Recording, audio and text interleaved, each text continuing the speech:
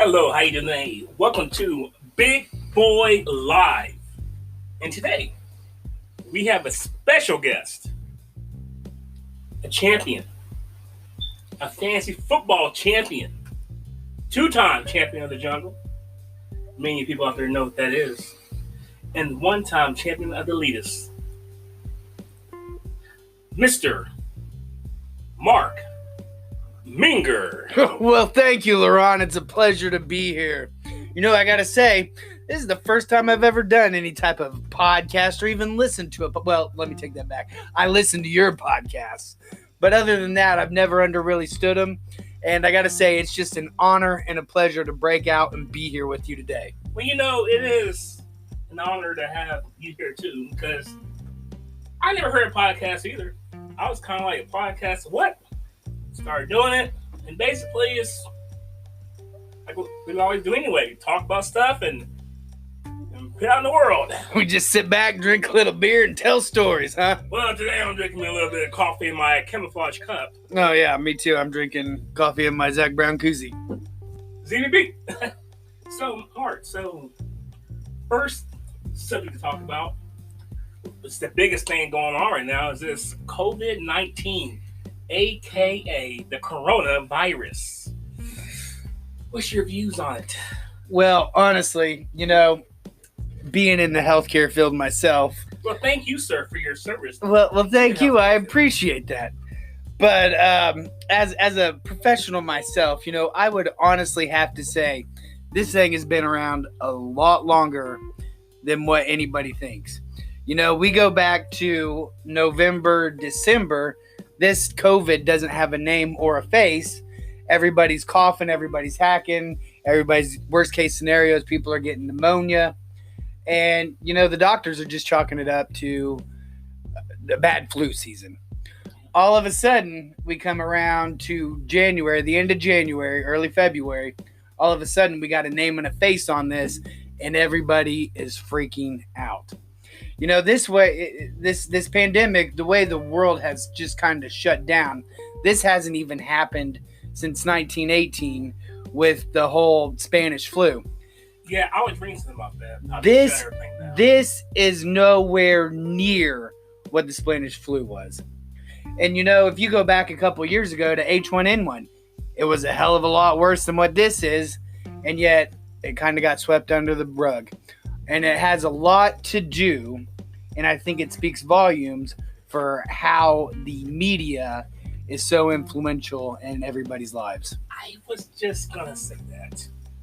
I think media has done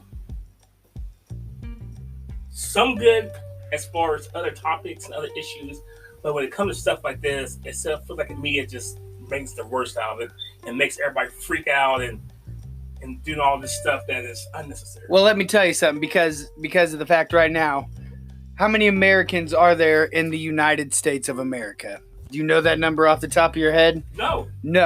Do you know how many people are not infected in America right now? No, but what you do know is there have been all these, you do know the numbers as far as deaths and who has it. But what they don't tell you is the 2% chance that they have of even I screwed up. But what they tell you, what they don't tell you is the fact that in the United States alone, there's been 10,000 deaths, okay? Out of the millions of Americans in the United States, there's only a little over 350,000 cases of it. But in all those cases, 18,000 have recovered. There's been more recoveries than there have been deaths. Yeah, you can go to any Bing or Google and you can find an update of this. Spain is behind us at 135,000 cases, 13,000 deaths. Well, here's the other thing about the COVID virus too, is you got to remember, America all of a sudden leads all the cases in the whole entire world, but America's the only country that's actually testing anybody and everybody. I mean, hell, last week alone, we're wasting money and resources to test a damn tiger in the zoo to see if it has COVID. Well, the tiger does have COVID, according to Facebook News. In my Smart News app, if you have a Samsung, check out Smart News. It's news for you. Not trying to add no advertising there, but I'll use that app, and it's real good. But what has got me so riled up about this COVID case stuff is that it's shutting everything down. Everything from sports world. I went to Walmart today, Mark. They had a long train line of carts, and someone sitting out there with a tablet keeping track of how many people was going in the store. I saw that. We were there just yesterday because supposedly there's a myth that it's one person per cart, but guess what? There were two of us per cart. Yes. Sorry, Walmart. Well, I mean, everything has changed. Like, for instance, in the sports world, I seen a thing today. They're talking about doing a virtual draft, like an online draft. Well, as it's set up right now, I know that most facilities are shut down. So, for example, like if you're the Jacksonville Jaguars, you won't be at the stadium drafting. You will be at a secluded place with only a certain number of people to do the draft, and vice versa as far as any of the other teams.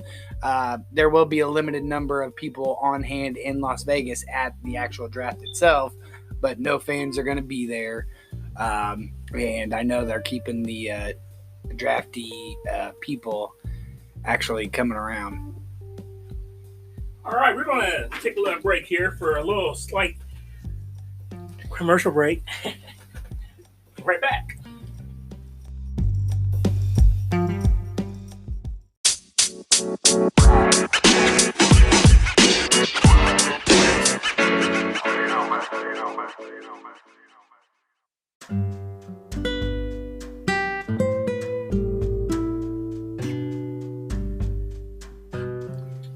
We are back from a little break.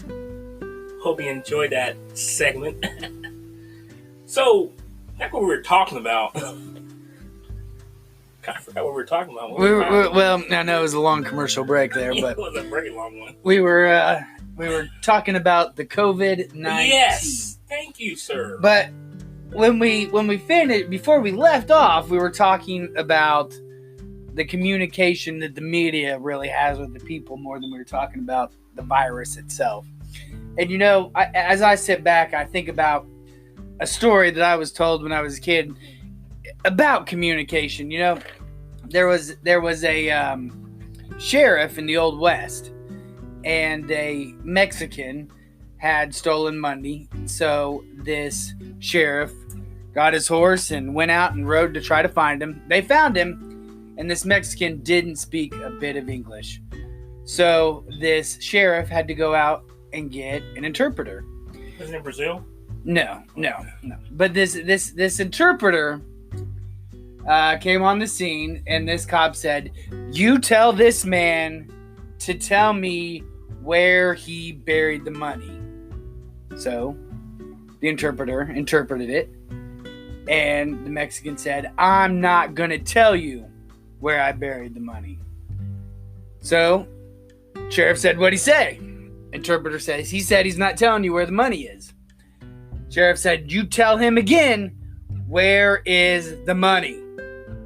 So the interpreter turned around, told him.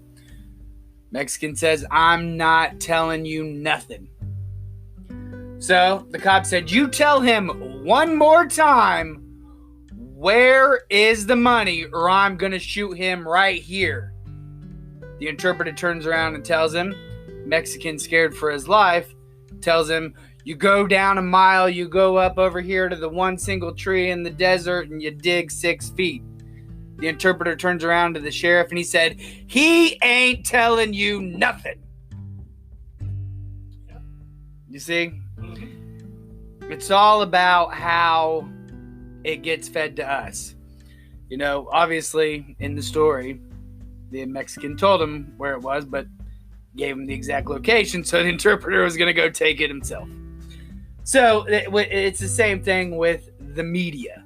The media feeds us what they know will strike fear or any type of excitement into us that will cause mass chaos, epidemic, or a pandemic. It all feeds along in the lines of what their agenda is. Now, me looking at everything that's going on at the beginning of this situation and how everything worked, how it kind of turned out, people were going out there going crazy, buying toilet paper, and people out there were buying tons and tons of hand sanitizers and disinfectant spray, and a lot of people were reselling that stuff, and they eventually got in trouble for doing that. But do you agree with some of these businesses that are rejecting people from refunding the mass amounts of toilet paper they bought? Well, no, because if you look into it, what the government's actually doing, which I think is wise, is they're making them donate it. It's either, you look at that guy last week in New York City. FBI raided his house for those N95 masks. He had enough to supply 2 hospitals, and he was just price gouging on them. That was all he was doing. FBI raids his house, takes him, and goes to the hospitals. You go to another situation there in Tennessee, I believe it was, where these 2 brothers had ended up hoarding a bunch of hand sanitizers and toilet paper, price gouging them. FBI gets involved, raids their house. They say, all right, here's the thing. You got one of 2 options.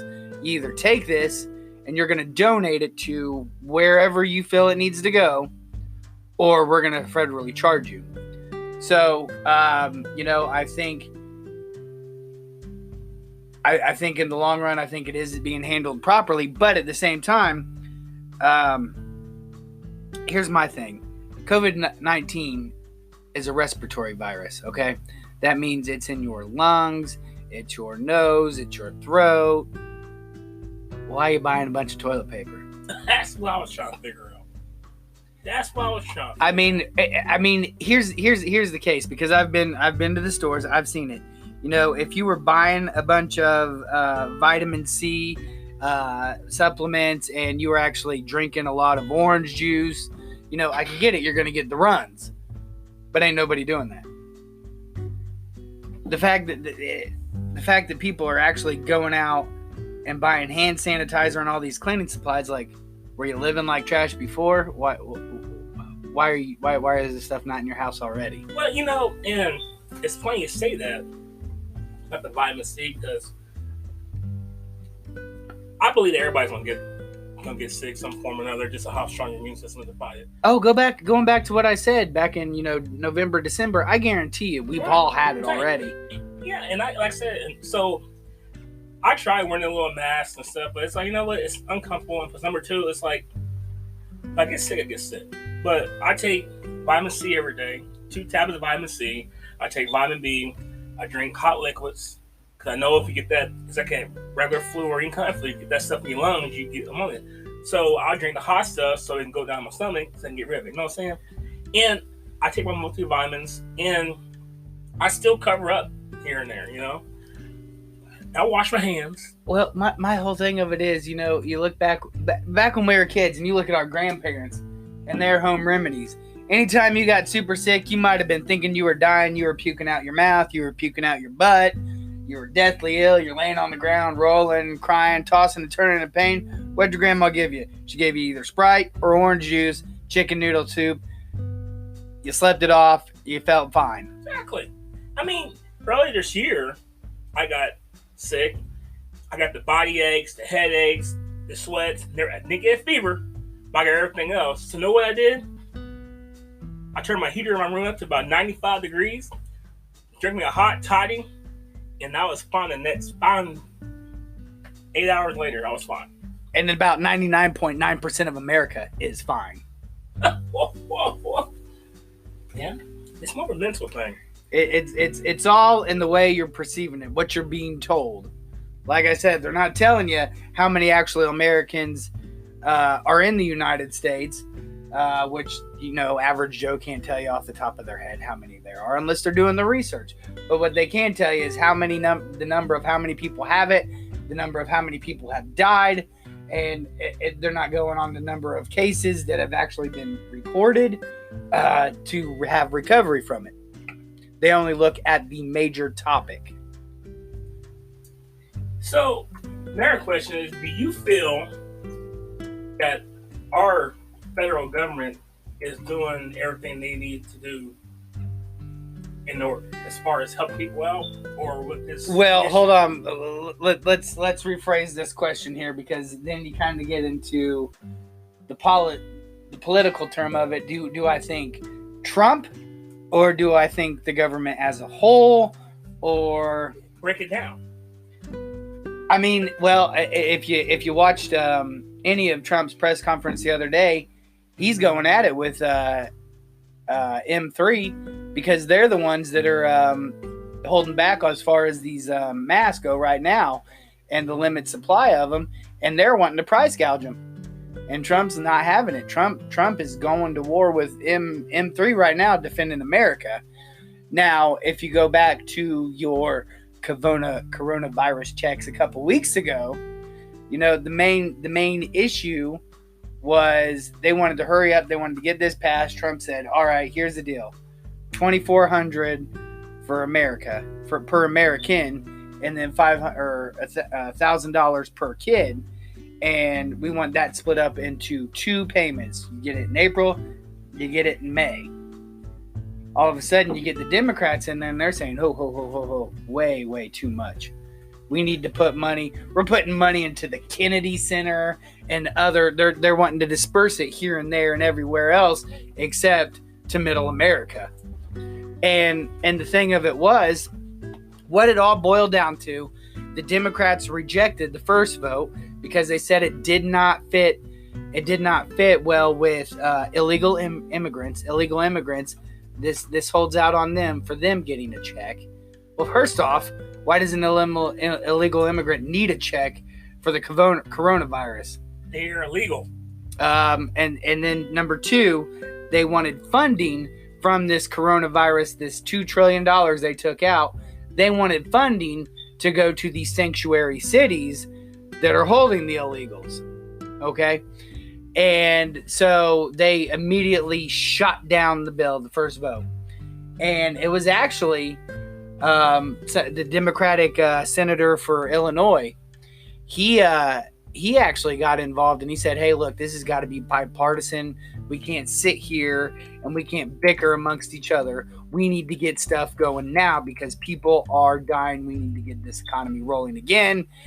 And all of a sudden, enters Nancy Pelosi. Nancy Pelosi is in the House. She had nothing to do when it was over in Congress, okay? She had no business being there, but she comes in and she says, nope. So they take another vote. All of a sudden, another vote gets shot down.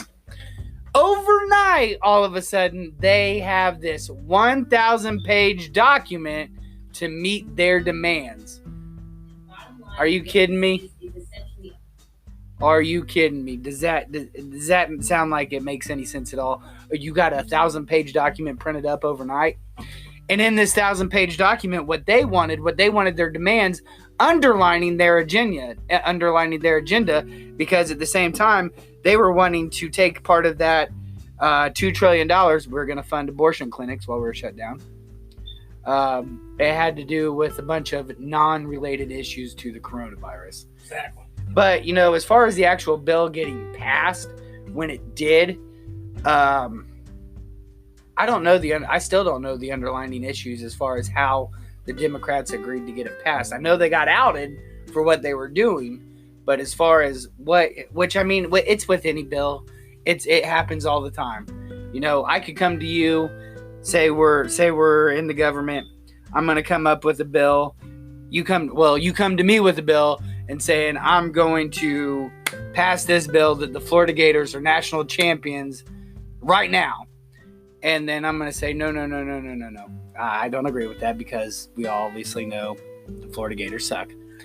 So in an underlying, so I'm going to take that bill and I'm going to make some fine prints to it.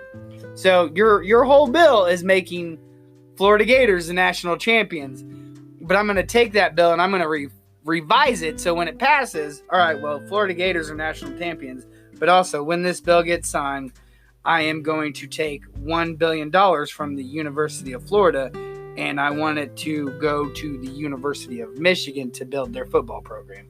So when that bill gets passed, yeah, your Gators are national champions, but guess what? You just lost a whole bunch of money, and it's going to my team, and we're going to go build up all our sporting events. Let's hear, buddy. Talking about coronavirus. We ain't talking about our underlying. I'm just saying what happens in a bill. Whoa. They work like that all the time. Hey, the underlining fine print. The underlining fine print. Get back on subject. Do I think that probably some of those abortion clinics probably got a little bit of money? Yeah, of course they did. I think they did just to appease the Democrats at this point in time to get that bill passed. Yeah. But did they get the amount of money that they wanted to get? No. But also what the Democrats also said, going back to what Trump originally initiated as far as money goes, Democrats came back and said, no, we don't want people to have, $4,800 over the course of 2 checks. What we're going to do, you said 24, we'll give them the 24, but we're going to give it to them in the course of those 2 checks. So that's why you're getting the 12. And then instead of 1,000, you're getting 5 per child. And then you're getting that broke. So the 1,000 and the 24 is getting broke up over 2 months. So where did the rest of my 24 and 1,000 go? I don't understand. That's why I don't know exactly the whole part of how that when that stimulus bill got passed, where they decided to go ahead and redirect that money to. Well, if you go on CNN.com, you can get a little bit of stimulus bills. A $2 trillion stimulus bill. The Senate passed the bill at 96. CNN fake news. So that's a $2,400, like I said, $2,400. Couples get $2,400. Singles get $1,200. You got to be making less than $75,000 to get the full amount. A lot of things they've done was they suspended student loan payments. I know also in some places where banks are allowing you to defer payments on your loans. A lot of companies are doing that to help people out. Mm-hmm. You can get more information. Just go online, go on CNN.com or go on other sites that give information on this. But as far as our president, how do you feel as he's handling this? Oh, I think he's doing what he can. Let's go back to the president of 4 years ago when they had the H1N1. How did he handle it? That he didn't have to, and it was double the amount of contagion. It was double the amount of deaths.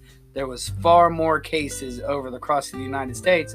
But again, it played into the media. So he didn't have to shut down the country. He didn't have to shut down the travel. He didn't have to shut down traveling. He didn't have to do all that. So as far as dealing with the cards he was dealt, I think he's done a pretty decent job right now. Not only is he fighting with M3 to get the mask readily available to lower that cost for, it went from 70 cents to $70 per mask, or $7 per mask. That's insane. Price gouging. With everything that's going on, I think he's done an all right job. I don't completely 100% agree with him on the standpoint of only we're going to test this drug and this is the only drug we're going to test. It works in this case, it works in this case, it works in this case. I've seen multiple reports of this doctor, and I can't remember where he's from, but he's treated over 600 of the patients that have coronavirus. He has a 100% rate of beating it, 0 deaths, and he treated it with a Z-Pack and a malaria drug. Off the top of my head, I can't really think about it. All right, we're going to take another quick break. Thank you very much.